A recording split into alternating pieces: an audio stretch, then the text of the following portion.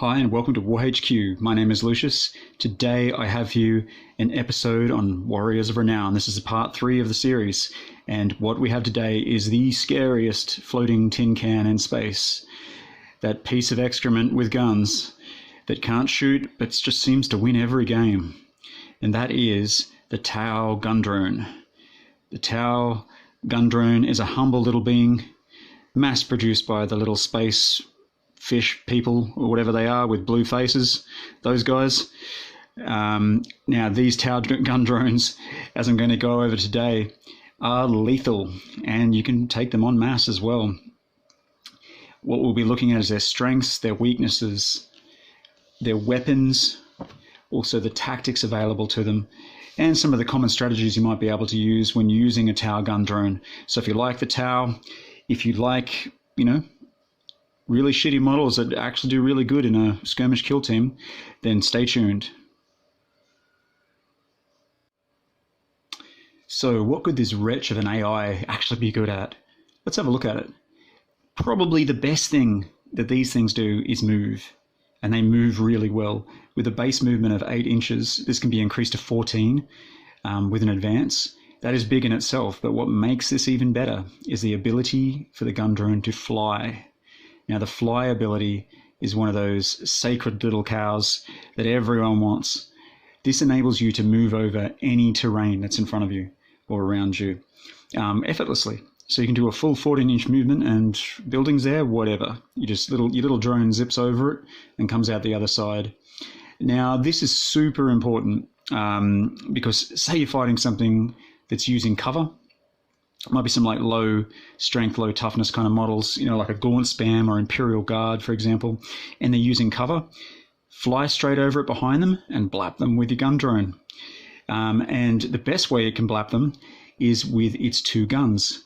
Now, the gun drone is armed with 2 pulse carbines. So the pulse carbines themselves have an 18-inch range. They're an Assault 2 weapon with a 5 strength, which is good for such a cheap model, but it has 2 of them, which means it has 4 shots in the shooting phase. And each of these guns with their 2 shots can be targeted at a different target.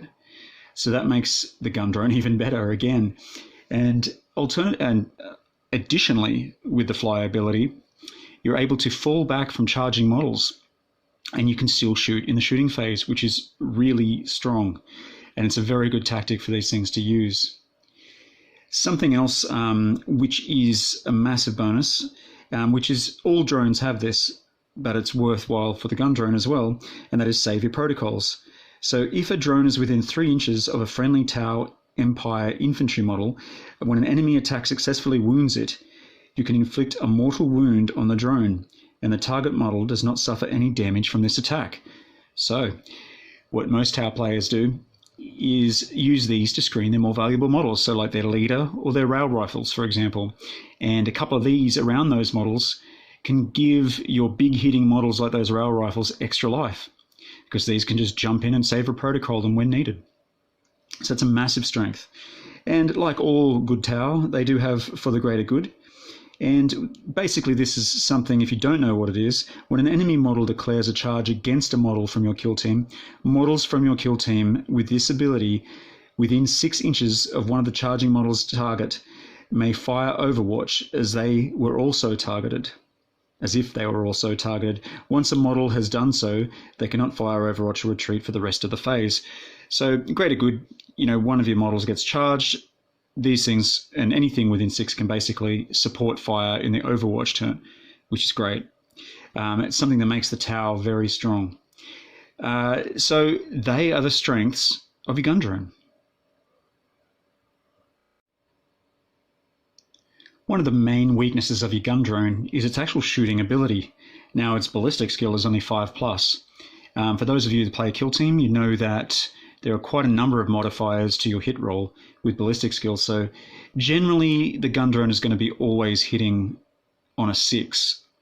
So you may see that as a bit of a burden or a barrier for how good these are. But in all honesty, with 4 shots, you don't really notice that much. And also if you use, there's some sub-factions which we'll go into later, which can also increase that and give you a better chance of hitting. But their shooting skill is pretty bad. But if you take the ability to be able to move over all terrain, get behind things, remove cover from your enemy. You can get these things into positions so that you can get that 5+, but it is difficult. But it's worth a mention. Also, they can be brittle, not overly brittle. I mean, they are a toughness 4. They have a 5+ save, so they're better than a guardsman, if you look at it that way. But yeah, they can die. They are prone to dying, but the movement again and that ability to fall back from charging really does give you a little bit more longevity against close combat models anyway. Good shooting will hurt, though, after a while. Another weakness is people hate these things. But I had to think about this. It's not really a weakness because a lot of people, I played a lot of tournament with Tau, and people just seem to not want to shoot the drone because it seems to be like a lesser target or something, and they forget about the Savior Protocols rules. They forget about all these little shenanigans they can do. And what happens is your drones end up being, the survivors, basically, the things that are doing most of the work and getting the points, grabbing the objectives, etc. So, people hating them, it doesn't really mean a lot in this context because they're not targeting them as much. So I'm going to list that as a strength as well. So scratch that. I reckon people hating them is a strength. People want to target these things. It's probably a good move because anyone who's fought a lot of Tau before knows that you should kill their drones first. Unless you've got like an open shot on something that can't be Savior Protocol, like a rail rifle, for example. But most of the time, there's enough drones floating around to be able to help people out. So you want to be targeting the drones first, so then you can get to the good targets, I guess you'd call them. But there you go.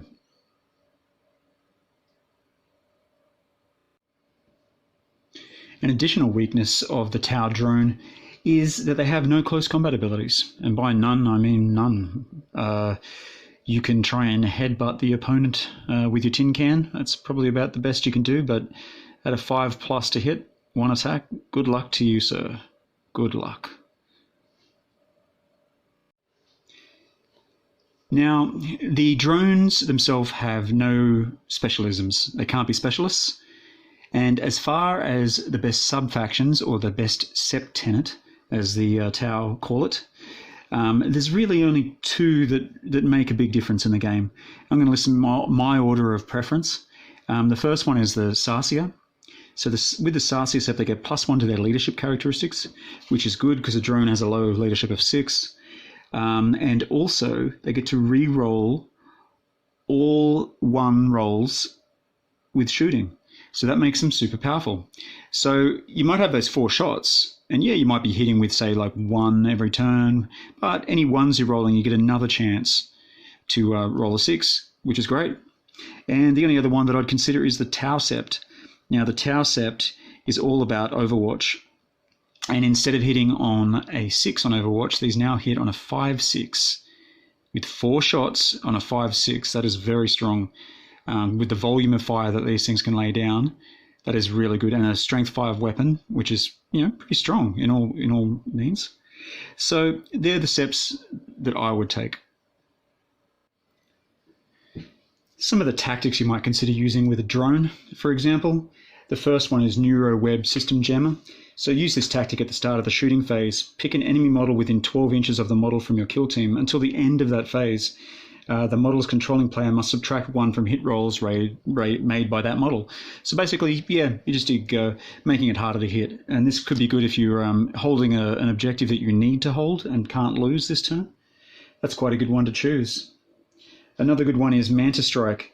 So up to 3 models, which can be a combination of battle suits and anything with a fly ability, so drones, can be put into reserve, and then for 1 point they can be dropped anywhere on the battlefield up to 5 inches away from the enemy.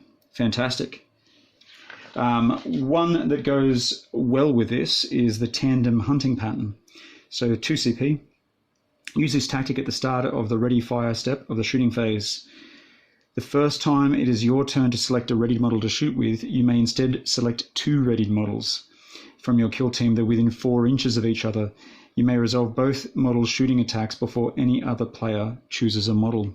So if you've got 2 of these, you know what I mean, and it's a really important sort of pivotal point of the game. You've got them behind enemy lines. Maybe you need to take out one of their heavy weapons. There you go. Use the tandem hunting pattern, and both of them can attack. And that's 8 shots. Pretty good. Another really good one is called the baited trap. This is 2 command points. Use this tactic before a model from your kill team fires Overwatch. Until the end of the phase, that model's Overwatch shots are successful on rolls of 4+ instead of 6. Again, you know, it's pivotal. Something's charging you. You're doing greater good. Whatever you're doing, you know, you can make a 50% chance to hit with 4 strength 5 shots. That's pretty strong.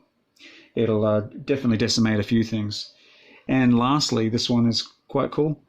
And it's called Prudent Retreat. Use this tactic after a model from your kill team fires Overwatch. That model retreats even if it has already moved in this phase. So that means that you can bring that Tau drone, you can bring it up aggressively so you can get good shots and stuff on. And then even though you've moved, you can use Prudent Retreat and still retreat even though you've moved. So pretty cool. And they're my selections for strategies you might be able to use and tactics. So there you have the Tau gun drone. Now the Tau gun drone is an amazing little thing. A lot of people don't really understand them, like opponents that fight them and think, oh, it's just some lesser model, and they avoid them, and that is at their own peril, because the Tau gun drone will win the day ultimately, because there are so many of them. They can go everywhere. They can grab all the points on the game, all the secondary objectives, all the primary objectives. Make sure you're choosing the right ones, and these things will do the job for you and win you the game. I have won games with Tau having basically 1 or 2 models left, and it's the gun drones that are usually standing and getting me those points at the end to win overall. Now, let me know what you think about Tau gun drones. Do you think they suck? Do you think they're overpriced? A lot of people seem to think they're overpriced. You know, I'm on the fence with it. You know, I think they're fairly reasonable. But, you know, for what they can do, they are quite powerful. I will give it that. So let me know what you think. Please like, comment, and subscribe as usual, those normal things. And my name is Lucius, and I'm signing out.